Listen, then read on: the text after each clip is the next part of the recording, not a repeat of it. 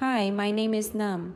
In this presentation, I'm going to explore how we can visualize data in ways that are either helpful or misleading.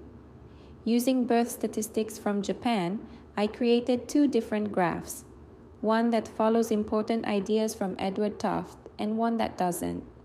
Tufte is known for his work on data visualization, and his principles focus on clarity, honesty, and efficiency. Through these two graphs, I'll show how the way we present information can either help people understand the data or confuse them. The data comes from official public records and covers births in Japan from 1947 to 2022. It includes the number of boys and girls born each year, along with the total number of births and birth rates. I use this dataset because it's real, complete, and easy to understand. More importantly, it's perfect for showing how good or bad design choices can affect how people see the same numbers. The two graphs I created use this exact same data, only the design is different. This is the bad graph. At first, it might look interesting or colorful, but it actually makes the data harder to understand. It breaks several of Tufte's important principles. First, it has a low data ink ratio. That means too much of what you see is not actual data. There are thick orange grid lines, shadows, bold colors, and decorations that do not add any value. These are examples of what Tufte calls chart junk, visual elements that distract rather than help. Next, the axis labels are too long and wordy. Instead of guiding the viewer, they make it harder to quickly understand what is being shown. The lines are too thick, and there are random vertical and horizontal reference lines that don't clearly explain anything. Because of all this extra stuff, the actual trend, the number of male and female births over time, is lost in the noise. The graph doesn't tell a clear story.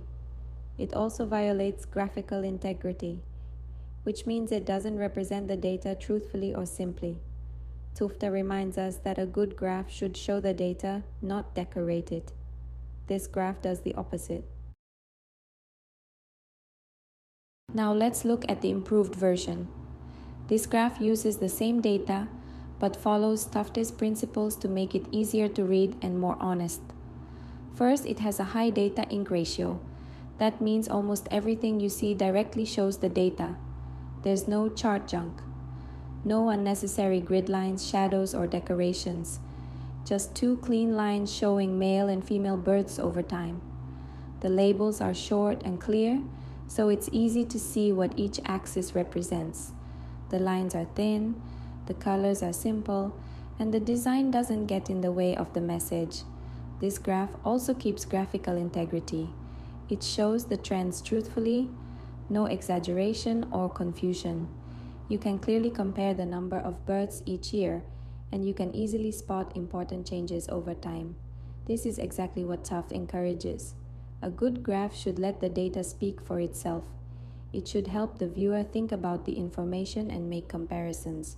This version does that in a clean, simple, and honest way.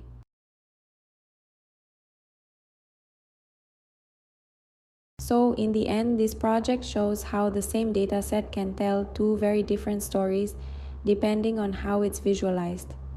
A bad graph can confuse, distract, or even mislead, but a good one helps people see the truth. Edward Tufte's principles, like removing chart junk, maximizing data ink, and keeping visual integrity, are powerful tools for creating clear and effective graphs.